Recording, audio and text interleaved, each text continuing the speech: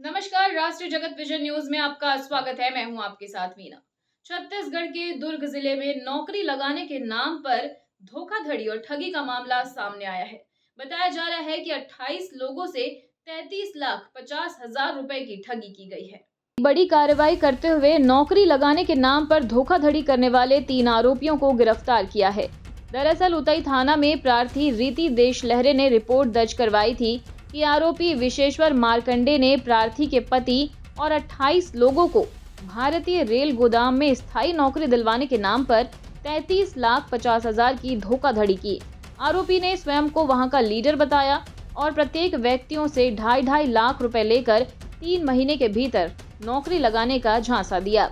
दुर्ग additional SP Abhishek Jha ने बताया कि ठगी के अपराध को अंजाम देने के बाद आरोपी विश्वेश्वर मार्कंडे अपने दोनों साथियों प्रमोद मार्कंडे और हेमंत साहू के साथ गोवा फरार हो गया था।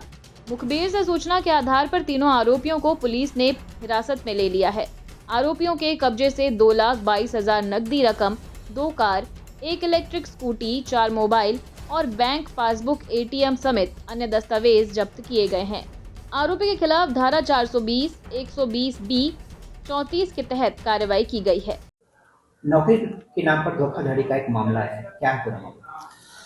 ये थाना उतई का मामला था। वो यहाँ पे दुर्ग पुलिस अधीक्षक कार्यालय में जो आवेदिका हैं वो यहाँ पे उपस्थित हुई थी और आके उन्होंने एक शिकायत किया था कि जो गुप्ता मार्कंडे करके नामक व्यक्ति है और उसके साथ में उसका बेटा और जो एक व्यक्ति है हेमंत साहू नाम का, वो व्यक्तियों के द्वारा जो है हम लोग के साथ ठगी किया गया है और ठगी करने के बाद जो 33,50,000 रुपए वो लेके कहीं फरार हो गया है और उनसे जब संपर्क करो तो किसी प्रकार का कोई संपर्क नहीं होता और जो वापस उनसे कोई भी घर में जाओ तो भी मिलता नहीं है। तो इस शिकायत के आधार पे पुलिस ने इसमें मामला दर्ज किया था। मामला दर्ज करने के बाद जब इन्वेस्टिगेशन किया गया तो ये इन्वेस्टिगेशन में यह बात सामने आई और वो आरोपियों ने ये बात को स्वीकार भी किया। लगातार पतासाजी करने के बाद ये आरोपी हम लोग को मिले हैं।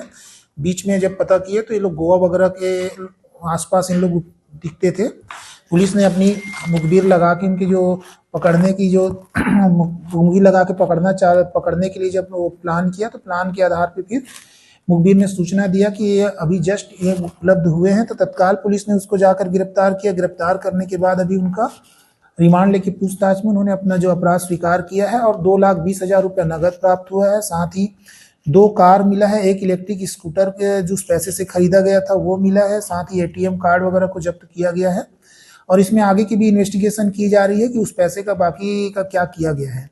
प्रार्थियों से आरोपियों की मुलाकात किस प्रकार से हुई और क्या धोखाधड़ी के अंजाम किस तरह से दिया गया?